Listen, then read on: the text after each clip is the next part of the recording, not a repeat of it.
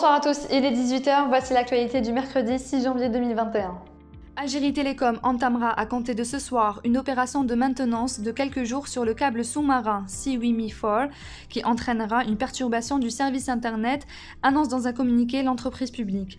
La réception du câble sous-marin Oran-Valence, Alger-Valence permettra d'assurer la continuité des services internet, contrairement à ce qui s'est passé par le passé, a indiqué la même source en précisant que cette opération, qui durera quelques jours, causera pendant une durée d'environ 2 heures une baisse du service durant la nuit du 6 janvier 2021 entre 23 h et 3 h du matin. Un nouveau calendrier de versement des pensions des retraités et des ayants droit vient d'être établi. Il permettra de répartir les dates de versement des pensions sur plusieurs jours en fonction du dernier numéro du CCP actuel, a indiqué le communiqué d'Algérie Post. Les pensions seront versées à partir du 15 de chaque mois jusqu'au 20 pour les wilayas du premier groupe, jusqu'au 22 pour le deuxième groupe et jusqu'au 24 du mois pour le troisième groupe, comme présenté ci-dessous.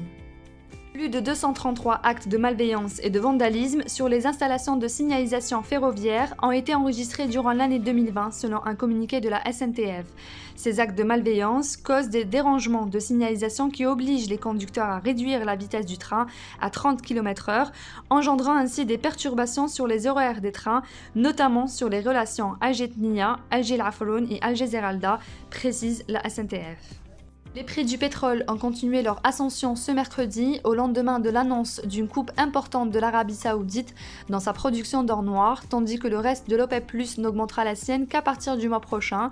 Le baril de Brent de la mer du Nord pour livraison en mars a atteint 54,50 $, un prix inégalé depuis le 26 février 2020.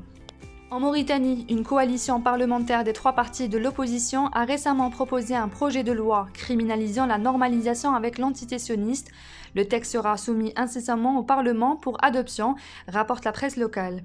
Des représentants des 3 partis politiques de l'opposition au Parlement, l'Union des forces du progrès, l'Alliance populaire progressiste et l'Alliance pour la justice et la démocratie avaient annoncé le 4 décembre dernier une proposition de loi criminalisant le rétablissement des relations diplomatiques avec Israël.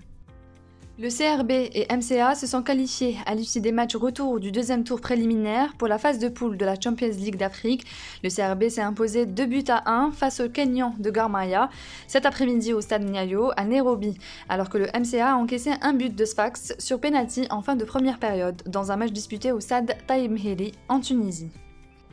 C'est la fin de ce journal, merci de l'avoir suivi. L'information continue sur www.lesoirdalgerie.com. N'hésitez pas à nous suivre sur nos réseaux sociaux qui s'affichent juste en bas de votre écran. Merci à tous, au revoir.